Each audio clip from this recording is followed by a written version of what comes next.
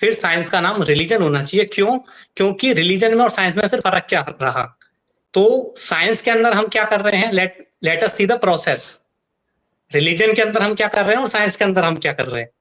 Religion के अंदर भी कोई अथॉरिटेटिव फिगर्स हैं, सर्टेन फिगर्स हैं, वो कुछ बाबा हो सकते हैं, कुछ अलग लोग हो सकते हैं, कोई भी हो सकता है, अलग अलग रिलीजन्स के कुछ लोग हो सकते हैं, ठीक है, या फिर कुछ सर्टेन बुक्स हो सकती हैं, या जो भी है, ठीक है। अब उन्होंने जो बोला वो पत्थर की लकीर है इन रिलीजन, ठीक है। और भले ही उन्होंने कुछ भी बोला, हम उसे चेक नहीं करेंगे, हम उसे वेरीफाई नहीं करेंगे, हम उसे टेस्टिफाई नहीं करेंगे, हम उसे क्रॉस चेक नहीं करेंगे, हम उसे बस आंख बंद करके मान लेंगे। इसीलिए उसमें बोला जाता है कि रिलीजियस लोग अंधविश्वासी होते हैं, ठीक है। अब यही सेम प्रोसेस होती है साइंस के अंदर। कैसे? जो साइंस के अंदर जो अथॉरिटेटिव फिगर्स हैं, चाहे तो नासा हो गया, चाहे space.com हो गया, चाहे जो भी है, उन्होंने फॉर एग्जांपल उन्होंने बोला कि सन में न्यूक्लियर फिजन हो रहा है, ठीक है। अब जो सारी जनता है, जो भी साइंस नामक रिलीजन में मानती है, उन्होंने मान लिया हाँ साइंस में न्यूक्लियर फिजन हो रहा है। उन्होंने कोई एक्सपेरिमेंट नहीं करा, उन्हें कुछ नहीं पता हो रहा है कि नहीं हो रहा है, उन्होंने बस बोला और इन्होंने मान लिया। तो अगर हम वर्किंग प्रोसेस देखते हैं दोनों का, तो हमें बिल्कुल सिमिलर नजर आता है, रिलीजन का भी, साइंस का भी, सो कॉल्ड जो साइंस है। तो मेरे हिसाब से science is just another religion, it is just the latest religion. इसके अंदर भी जो क्लेम्स किए जाते हैं, यहाँ की जो अथॉरिटेटिव फिगर्स हैं, वही बस लोग मान लेते हैं। उन्होंने बोला मून लैंडिंग हो गई, हाँ, हमें नहीं पता हुई कि नहीं हुई, ठीक है। और उन्होंने बोला सर में न्यूक्लियर फ्यूजन, हाँ ठीक है, मान लेंगे बात। तो science is just the latest religion, कि रिलीजन कैसे वर्क कर रहा है और साइंस कैसे वर्क कर रही है, और उस वर्किंग पैटर्न क्योंकि सेम है, इसलिए मैंने बोला था कि science is just another religion. अगर मॉडरेटर अलाउ करे तो इसके ऊपर ही थोड़ा डिस्कस कर लेते हैं, रिलीजन का वर्किंग पैटर्न और साइंस का वर्किंग पैटर्न डिटेल में डिस्कशन करते हैं, ठीक है? ठीक है। तो एक बार चाणक्य आप ही बताएंगे रिलीजन का वर्किंग पैटर्न क्या होता है, साइंस का या तो फिर आप बताइए या तो मैं बता सकता हूँ। ठीक है, मैं दोनों बता देता हूँ फिर से। तो अब इसमें ऐसा है कि जैसे रिलीजन है ना, जो अलग अलग रिलीजन्स हैं, उनके अंदर अथॉरिटेटिव फिगर्स होती हैं, ठीक है। फॉर एग्जांपल अगर हम क्रिश्चियनिटी की बात करें, चर्च है, चर्च ने उसके प्रीस्ट हैं, ठीक है, उसके प्रीस्ट हो गए, और बुक हो गई बाइबल, ठीक है। अब उसमें आप डायरेक्टली बुक को रेफर कर सकते हो, या फिर प्रीस्ट के जो इंटरप्रिटेशन है उसको भी सही मानते हैं लोग जो क्रिश्चियनिटी में बिलीव करते हैं, ठीक है।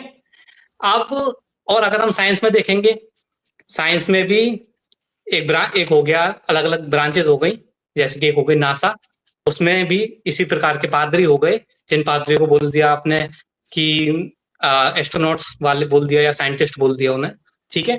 उन्होंने जो बोला है वो लोग मानने लग जाएंगे, या फिर नासा ने जो चीज रिलीज करी है वो जो साइंस में मानते हैं ना, वो लोग सिमिलर उसी की तरह उसमें भी मानने लग जाएंगे। तो जैसे रिलीजियस पीपल, अगर कोई अथॉरिटेटिव, उनकी अथॉरिटेटिव फिगर कुछ जारी कर देता है जानकारी, उसमें मानने लग जाते हैं। उसी प्रकार से साइंस में मानने वाले, साइंस नामक रिलीजन में मानने वाले जो लोग हैं, नासा और जो बाकी अथॉरिटेटिव फिगर्स हैं, या फिर इनके जो प्रीस्ट हैं जिन्हें साइंटिस्ट बोला जाता है, वो जो चीज जारी कर देते हैं, एल्बर्ट आइंस्टाइन ने ये बोला, ठीक है, बहुत बड़ा प्रीस्ट है एल्बर्ट आइंस्टाइन, है ना, बहुत बड़ा प्रीस्ट है न्यूटन, उसने ये बोला था, अरे उसने बोला था, बहुत बड़ा प्रीस्ट है ना। तो अब तो वो फिर वो जारी हो गया, बाकी जनता रटने लग गई, जो साइंस नामक रिलीजन मानने वाले लोग हैं वो थ्योरी ऑफ रिलेटिविटी पकड़ के बैठ गए, वो न्यूटन लॉ ऑफ ग्रेविटेशन का नारा लगाने लग गए। तो मैं यही बता रहा हूं कि इसी प्रकार से दोनों, science is just another religion, उसके प्रीस्ट का नाम साइंटिस्ट है, दैट्स ऑल। ठीक है चाणक्य, आपने बहुत अच्छे से बताया कि आप साइंस में ये भी समझते हैं कि अथॉरिटी होती है, तो आप ये तो एग्री करते हैं कि हम न्यूटन को एक अथॉरिटी मानते हैं, और न्यूटन ने जो बोला हम लोग उसको सच मानेंगे जैसे रिलीजन में माना जाता है जी? ठीक है, एग्री कर रहे हैं। yes, yes. न्यूटन ने ग्रेविटी के बारे में जो बताया था वो गलत है, मैं ये बोल रहा हूं, ठीक है।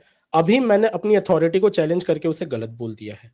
अब इस लॉजिक से 100% तो साइंस और रिलीजन सेम नहीं हुए, चलिए कुछ परसेंटेज के लिए मैं एग्री कर सकता हूं, लेकिन अब आप ये तो मानेंगे ना कि 100% सेम नहीं हुए, क्योंकि मैंने अपने अथॉरिटी को चैलेंज करके उसे गलत बोल दिया। हाँ, इस पे मेरा बताता हूं मैं, इसका बिल्कुल गलत नहीं बोला, मैं आपको बताता हूँ, इसका सेम एग्जांपल देता हूँ दूसरे रिलीजन से उठा के, ठीक है।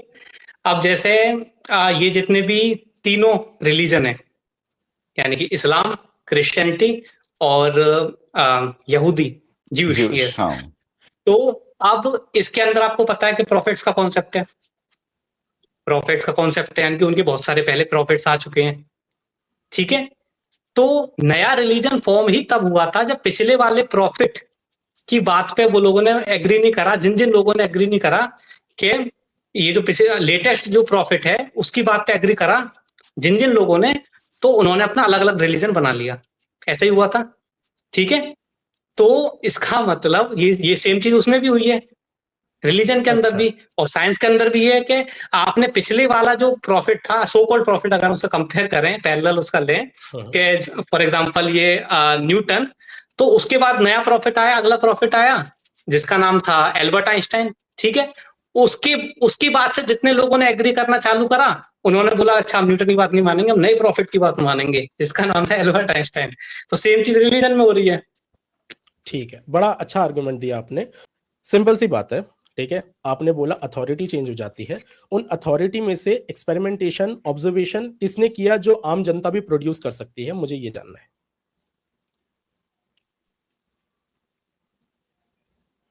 ठीक है, अब साइंस के अंदर अगर हम देखेंगे, जो पहली वाली अथॉरिटेटिव फिगर थी, अगर हम न्यूटन की बात करेंगे, कहने को उसने भी बहुत बड़े एक्सपेरिमेंट्स करे थे, उसने भी बहुत कुछ करा था और उस टाइम पे सिद्ध कर दिया था इनके अनुसार, ठीक है। न्यूटन ने लेकिन वैसे बाद में ज्यादा पता एक्सपेरिमेंट लगता है नहीं कि किए थे। दूसरी अथॉरिटेटिव फिगर आई, उसके सारे पहले के एक्सपेरिमेंट्स को पानी फेर दिया, ठीक है। जो पहले सिद्ध हो चुका था वो गलत साबित हो गया। तो इसका मतलब पहले के जो उसने करा था वो सब फ्रॉड था, इसका मतलब ये है।